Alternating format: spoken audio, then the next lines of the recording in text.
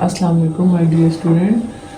आपको आज हम क्लास 9 साइंस मैथ की एक्सरसाइज नंबर 1.4 सॉल्व करेंगे। ठीक है बच्चों, इस एक्सरसाइज में हमें दो मैट्रिसेस को मल्टीप्लाई करना है। ठीक है, लास्ट एक्सरसाइज में देखें हमने देखा था कि एडिशन या सब्ट्रैक्शन ऑफ मैट्रिसेस। ठीक है, और उसमें भी हमने ये चेक किया था कि कौन से दो मैट्रिसेस जो हैं वो एडिशन या सब्ट्रैक्शन के लिए कन्फर्मेबल हैं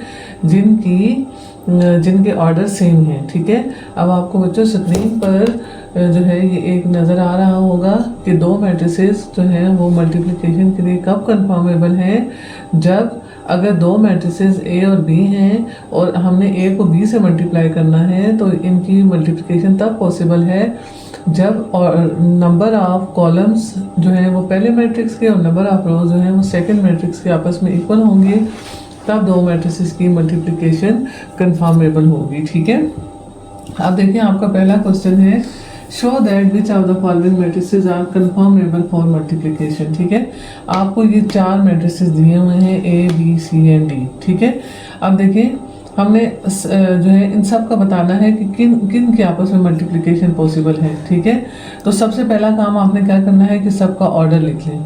ठीक है, ऑर्डर हम कैसे लिखते हैं, रोज इनटू कॉलम। ठीक है, तो इसमें देखें पहले में दो रोज है और एक कॉलम है। ठीक है, देखें ये दो रोज और एक कॉलम।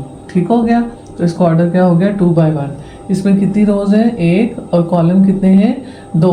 ठीक है, देखिए ये एक ये कॉलम आ गया और एक ये कॉलम आ गया, तो 1/2 इसका ऑर्डर आ गया। ठीक है, इसमें देखिए दो रोज हैं और दो ही कॉलम्स हैं, तो इसका ऑर्डर क्या हो गया 2/2। ठीक है, इसमें कितनी रोज हैं, 1, और कॉलम कितने हैं, 1 2 3। ठीक है, तो 3 कॉलम है, तो इसका ऑर्डर कितना हो गया 1/3। ठीक है, फिर आपने क्या करना है, यहाँ इधर लिखना है कि इनमें रोज और कॉलम की तादाद कितनी है। ठीक है, तो देखिए पहले मैट्रिक्स में हमने लिख लिया number of rose 2 and number of columns 1। ठीक है, दूसरे में number of rose 1 and number of column 2। तीसरे में number of rose 2 and number of column भी 2 है, और इसमें नंबर ऑफ रोज 1 है और नंबर ऑफ कॉलम 3 है। ठीक है, तो अब देखिए सबसे पहले हमने देखना है कि ए को बारी बारी सबके साथ, यानी कि ए बी ए सी और ए डी। ठीक है, ए बी ए सी और ए डी। ठीक है, इन तीनों में से कौन सा पॉसिबल है। ठीक है, देखिए जब हमने ए बी को मल्टीप्लाई करना है तो इसमें देखें ए के कॉलम्स की तादाद को देखेंगे और बी की रोज की तादाद को देखेंगे। तो देखें ए के कॉलम की तादाद कितनी है 1 और बी की रोज की तादाद भी कितनी है 1। तो ठीक है, तो हम क्या लिखेंगे, number of columns of A is equal to number of rows of B, और इनकी मल्टीप्लिकेशन पॉसिबल है। ठीक है, जब ए को सी से मल्टीप्लाई करना है तो देखिए ये नॉट पॉसिबल है। क्यों नॉट पॉसिबल है ए सी, क्योंकि नंबर ऑफ कॉलम्स इसमें 1 है और इसमें नंबर ऑफ रोज जो है वो 2 है। ठीक है, तो number of columns of A is not equal to number of rows of C. इसी तरह जब ए को डी से मल्टीप्लाई करेंगे तो ये भी पॉसिबल है, क्योंकि देखिए ए के कॉलम की तादाद कितनी है 1 और डी की रोज की तादाद भी कितनी है 1।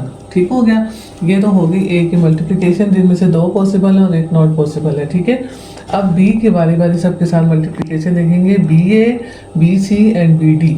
ठीक है, तो अब देखें बी ए पॉसिबल है क्योंकि बी के कॉलम्स की तादाद और ए के रोज की तादाद आपस में इक्वल है। ठीक है, इसी तरह बी सी भी पॉसिबल है क्योंकि बी के कॉलम्स की तादाद और सी के रोज की तादाद आपस में इक्वल है। ठीक है, और बी डी जो है ये नॉट पॉसिबल है क्योंकि बी के कॉलम्स की तादाद और डी के रोज की तादाद आपस में इक्वल नहीं है।